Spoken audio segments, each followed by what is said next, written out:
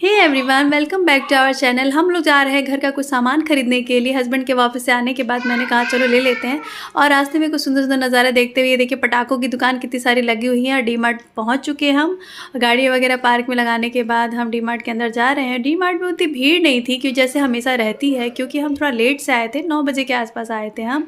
और कुछ कुछ सिलेक्टिव सामान ही लेना था मुझे, क्योंकि थोड़े थोड़े सामान लेकर के जाते हैं हम, क्योंकि एक बार ज़्यादा सामान लेके जा नहीं पाते। और ये देखिए कुछ कुछ सामान ले रही हूँ मैं। मस्टर्ड ऑयल लेना था मुझे तो लिया। और यहाँ मैं अपने बारी का वेट कर रही हूँ, हस्बैंड बिलिंग करा रहे हैं। और बिलिंग कराने के बाद हम निकल पड़े और यहाँ पे फाइनल चेक हो गया और उसके बाद हम जा रहे हैं। यहाँ मैं हमेशा अटकती हूँ बट आज मैं नहीं अटकी।